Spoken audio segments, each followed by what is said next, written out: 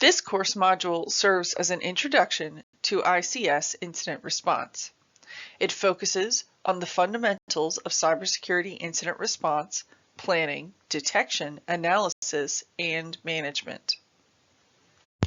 Upon completion of this lesson, students should be able to identify basic incident response concepts and categories, demonstrate the ability to determine the special incident response needs of an ICS, demonstrate ability to apply incident response and handling methodologies, demonstrate the ability to develop policy, plans, and strategy in compliance with laws, regulations, policies, and standards in support of organizational cyber activities.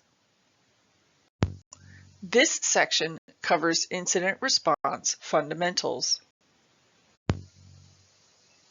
A cyber incident is an intentional or inadvertent action on cyber-related assets or information that may have a negative impact on a business or organization.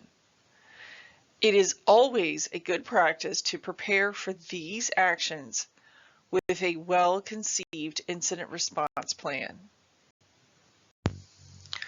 To stimulate your interest, here are recent ICS cyber incidents.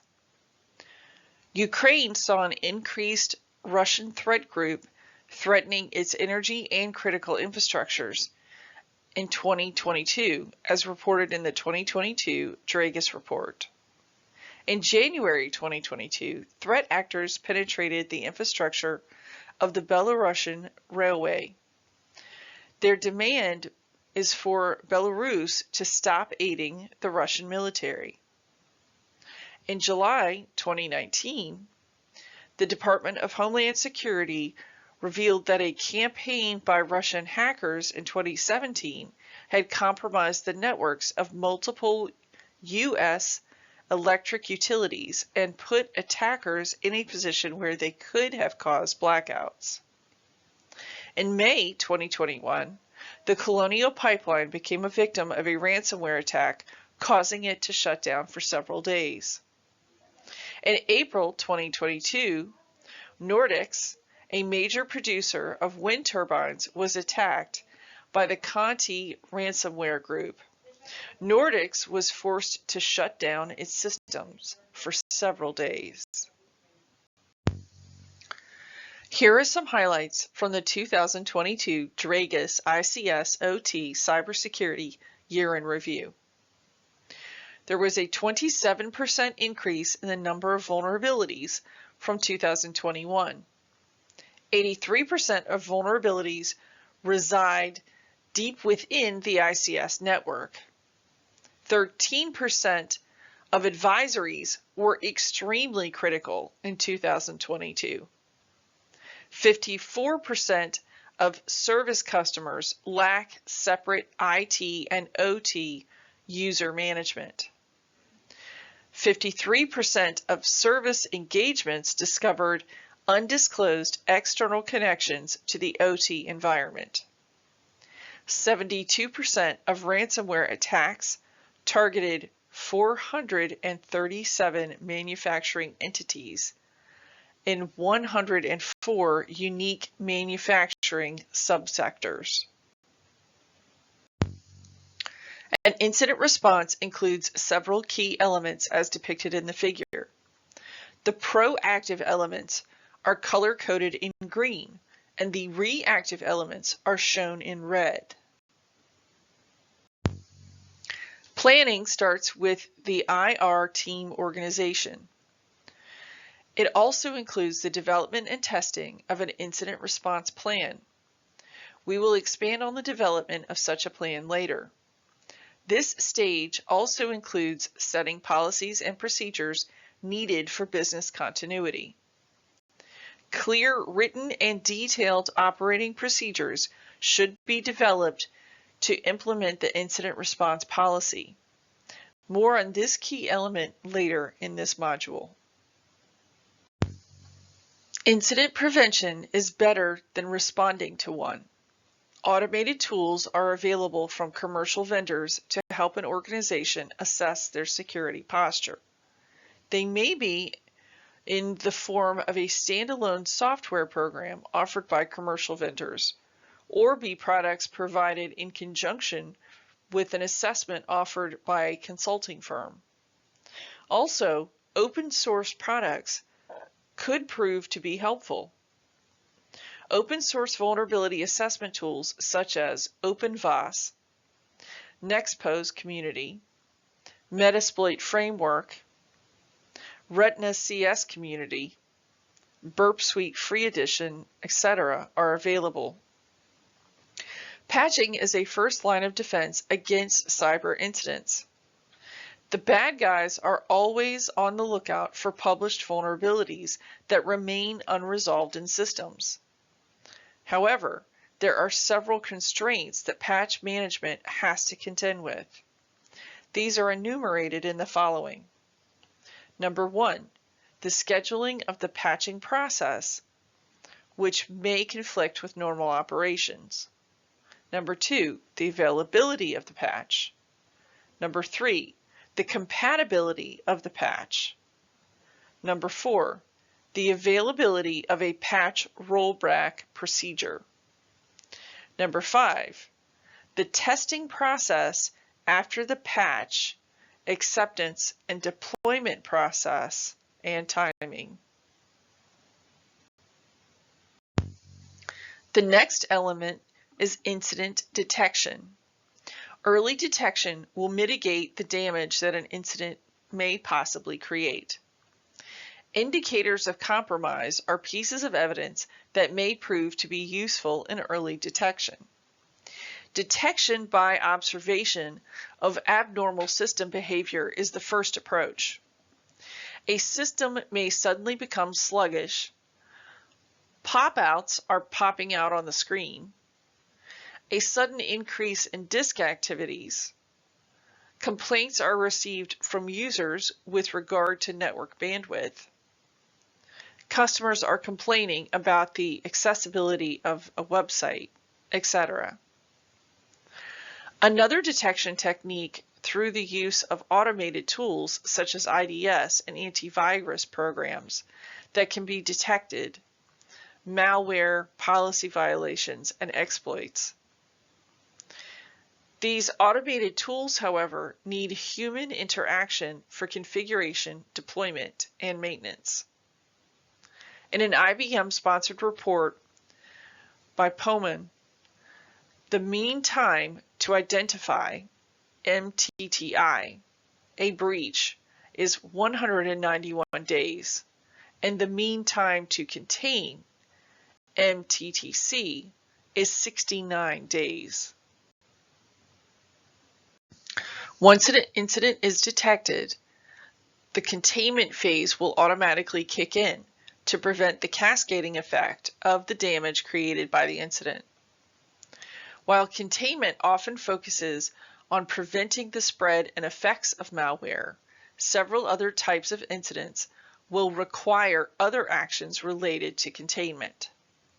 An example would be an employee who accesses unauthorized information by using another person's user account and password.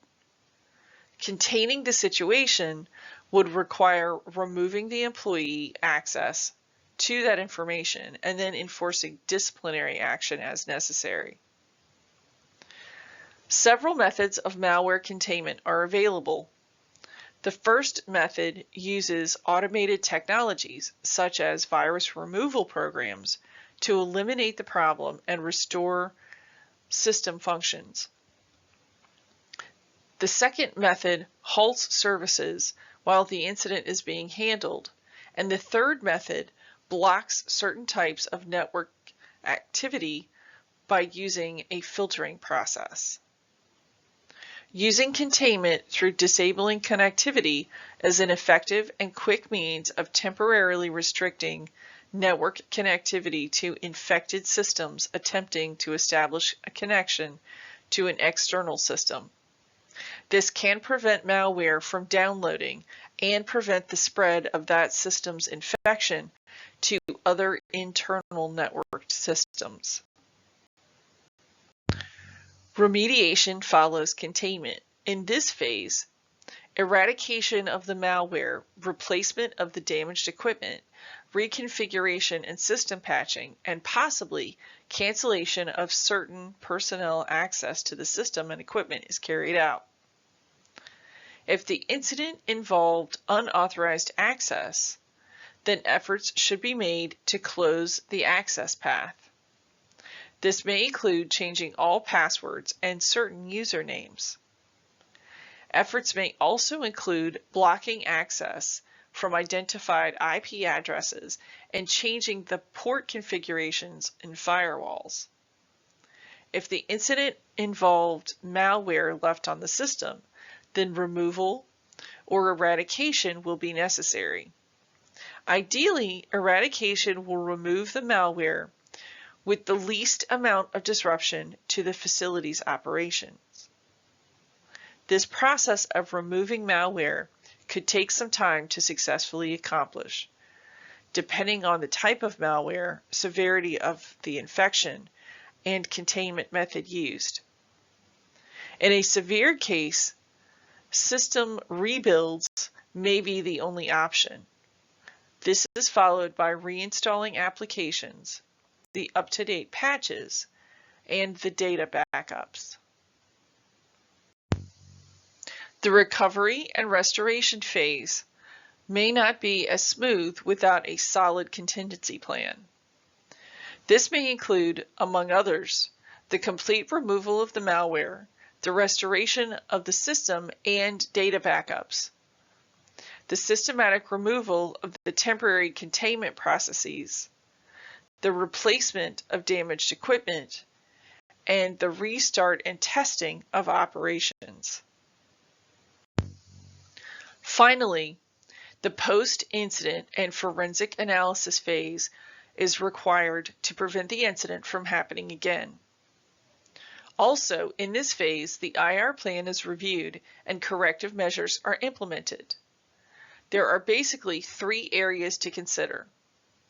Development of lessons learned in an attempt to analyze the incident, the response, and the impact to discover and to document the incident. Key questions may include the following. How was access gained? How widespread was the damage?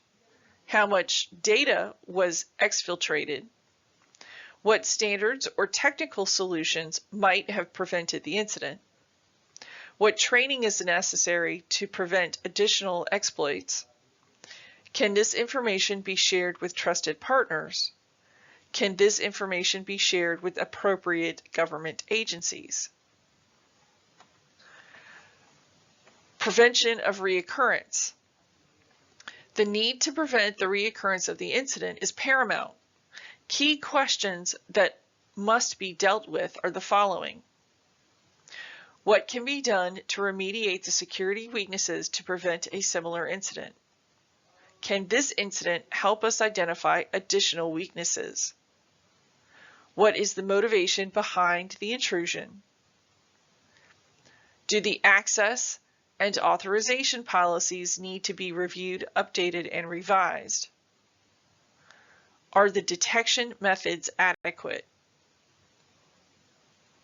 And finally, data forensics.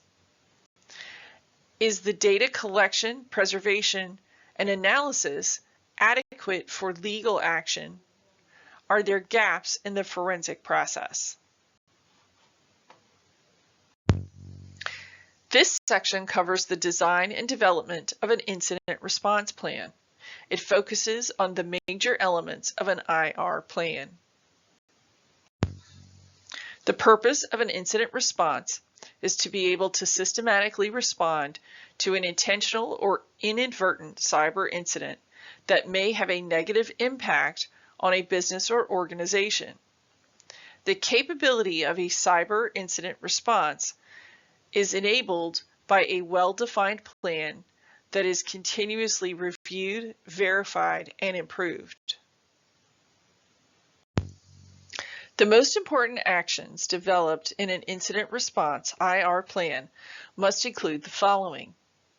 Provide a plan overview, define and classify cyber incidents, establish roles and responsibilities for the IR team, set policies and procedures associated with the handling of the incident response, provide instructions for detecting and analyzing incidents, enable remediation of cyber incidents, as well as establish post-incident information gathering and reporting mechanisms, and institute the coordination of information sharing.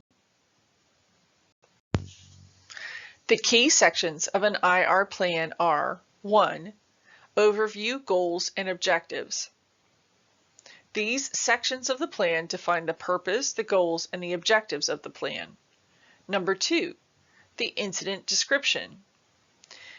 Incident classification includes denial of service, unauthorized access to networks, confidentiality violation, misuse of services, defacing of web pages, exfiltration of information, etc.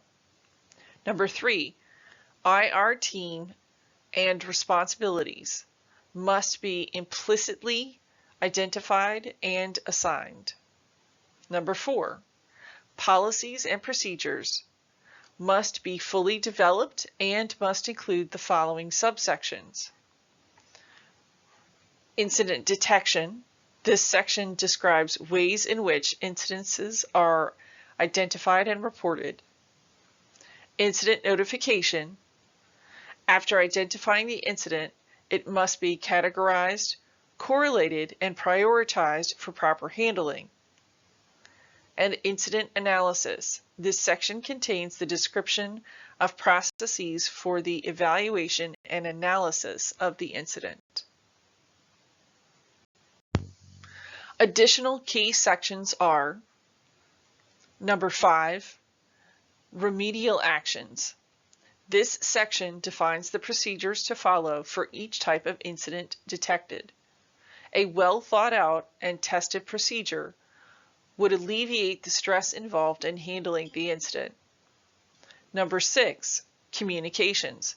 This section should include all of the contact information of the IR team members, media, emergency responders, civil authorities, and other pertinent entities. And number 7, forensics. This section includes a cyber forensic plan for collecting, examining, preserving, and analyzing digital evidence. Under the overview, goals, and objectives of the IR plan, explain the significance of an IR plan, define what needs to be accomplished, and provide direction and guidance for all business objectives. You must also provide a definition of each perceivable incident. Examples are malware infestation, denial of service, DOS, data exfiltration, and unauthorized access, compromised database server, or web page defacement. The incident response team may include the following: IR team manager, a technical lead that will oversee the entire group. Process or control system engineer, a person knowledgeable in the process system architecture and operation. Network administrator, a person knowledgeable of the entire network architecture, both on the information technology, IT, and the operational technology, OT sides. System administrator, a person knowledgeable of the system operations and access controls. Plant manager, the person who is in charge of the plant or production operations. IT director or CIO, the person who is in charge of the overall IT and OT operations. Additional members of the incident response team are the following: security expert. Expertise may include physical security, law enforcement, and cybersecurity. Legal expert, a person knowledgeable in the compliance issues with regard to federal, state, and/or international laws and regulations. Public relations specialist, a person who is the main conduit of information to the public and the media. Human relations specialist. This person becomes indispensable when a member of the organization is involved in an incident. Vendor support engineer. This person acts as a liaison between the organization and the vendor whose products or services are directly involved or impacted by the incident. The IR team's responsibilities include acting as the expert resource, serving as a clearinghouse for incident prevention, information, and analysis, developing policies and procedures for IR, identifying operational impacts of the incident, and creating and testing the incident response plan. Additional responsibilities include acting as the central point of contact for incident reports, responding to incidents, gathering forensic information for analysis, and implementing remediation and safeguards after the incident.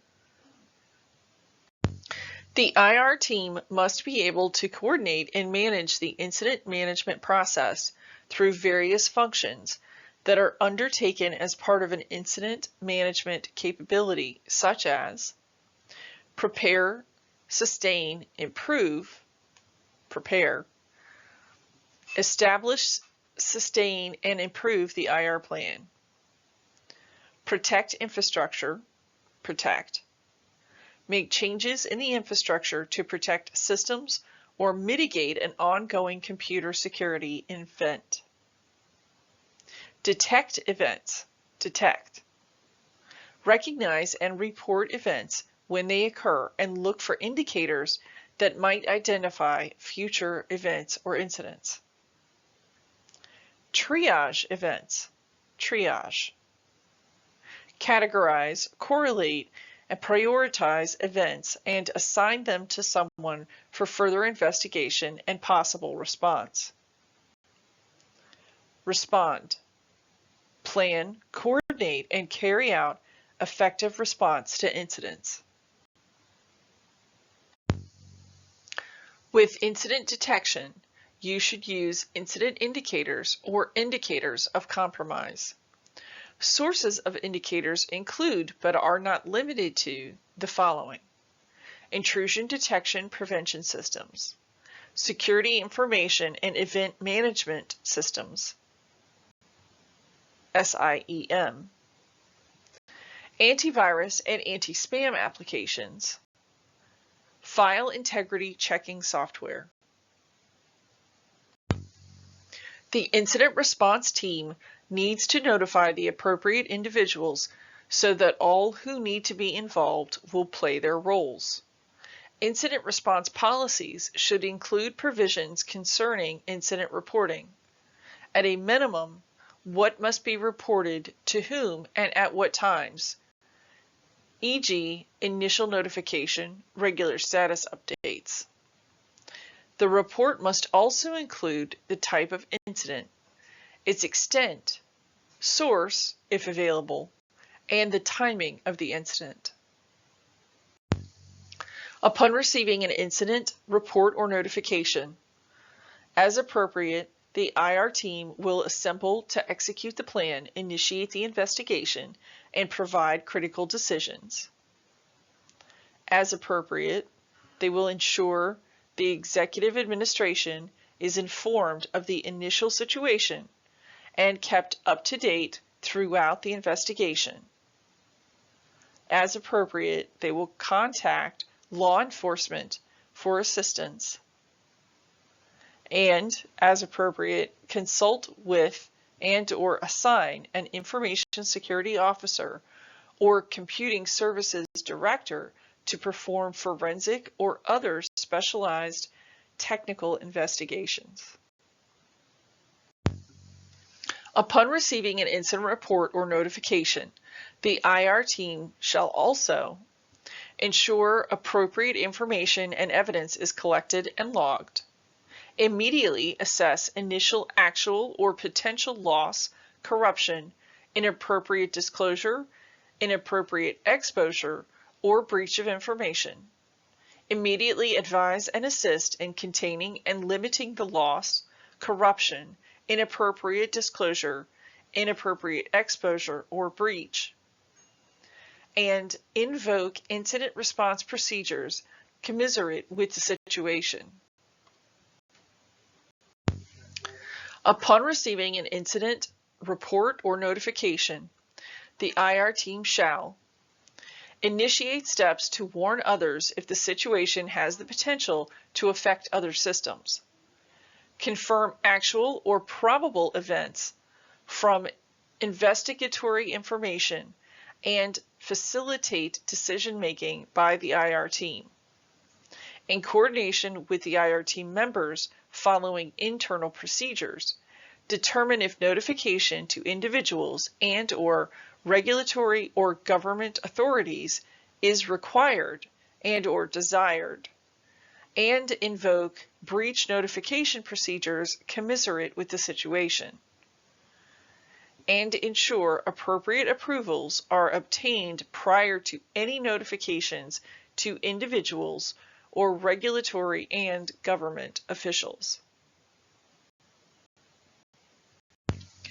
Upon receiving an incident report or notification, the IR team shall document decisions and any notifications made to individuals or regulatory and government officials, schedule a debriefing meeting with the departments and IR team after the response to ensure appropriate corrective action in the affected departments is taken to identify any actions that could be taken to reduce the likelihood of a future similar incident and to continuously improve the response processes.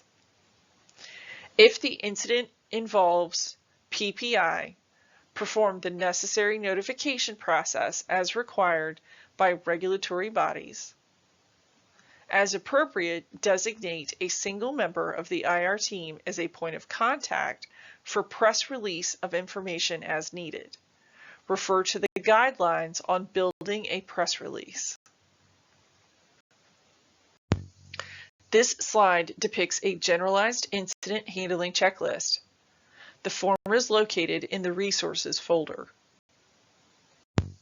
This slide depicts a specific incident handling checklist. The specific incident is inappropriate computer usage. The form can be found in the Resources folder. Always involve legal counsel in the determination of the appropriate evidence to be collected and the correct procedure to follow during the process. This stage of the IR process will have great significance in future legal or disciplinary proceedings. Ensure that the preservation of digital and physical evidence are correctly done and the proper chain of custody is followed and documented to prevent any future claim of evidence mishandling. Profile networks and systems. Profiling is measuring the characteristics of expected behavior so that changes to it can easily be identified. Examples of profiling are running file integrity checking software on hosts to derive checksums for critical files and monitoring network bandwidth usage to determine what the average and peak usage levels are on various days and times. Understand normal behaviors. Incident response team members should study networks, systems, and applications to understand what their normal behavior is so that abnormal behavior can be more easily recognized. Create a log retention policy. Information regarding an incident may be recorded in several places, such as firewalls, IDPS, and application logs. Creating and implementing a log retention policy that specifies how long log data should be maintained may be extremely helpful in analysis, because older log entries may show reconnaissance activity or previous incidents of similar attacks. Perform event correlation. Evidence of an event may be captured in several logs that each contain different types of data. A firewall log may have the source IP address that was used, whereas an application log may contain a username. A network IDPS may detect that an attack was launched against a particular host, but it may not know if the attack was successful. Keep all host clocks synchronized. Protocols such as the Network Time Protocol, NTP, synchronize clocks among hosts.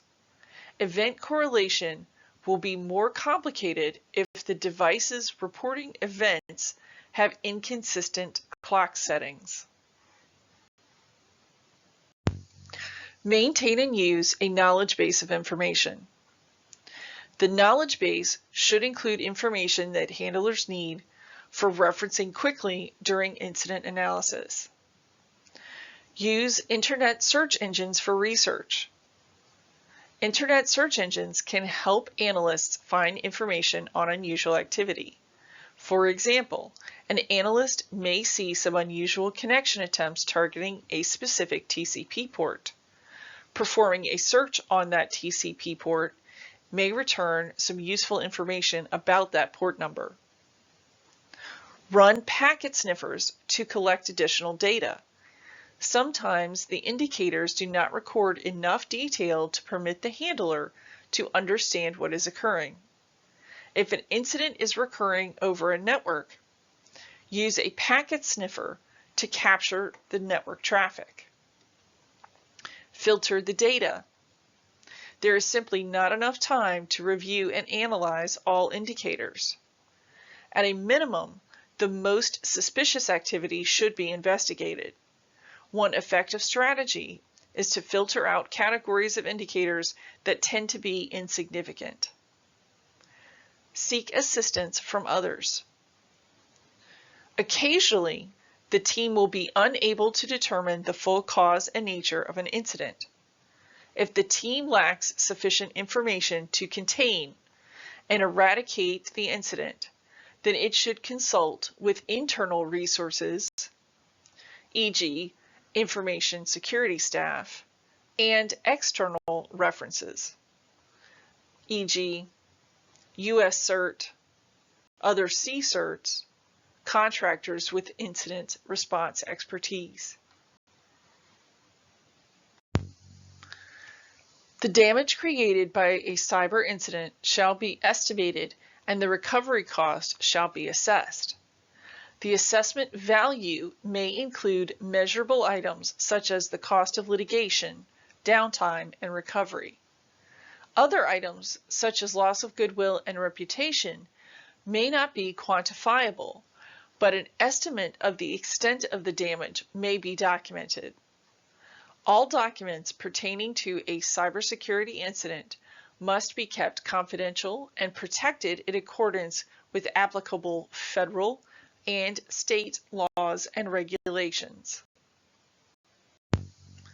In addition to the documents that are previously described, the IR team should put together documents that embody the lessons learned and the follow-up activities that ensued after the response and mitigation processes.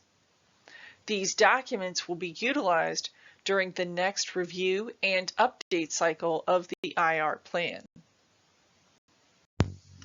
The primary reason for reviewing, evaluating, and updating an IR plan is for its continuous improvement. Although an organization may have an extensive level of expertise in a variety of areas, the individuals responsible for this plan should make sure that the plan is in tune with recent developments in cybersecurity technologies, regulations, and issues. For these reasons, The plan should be reviewed, evaluated, and updated periodically.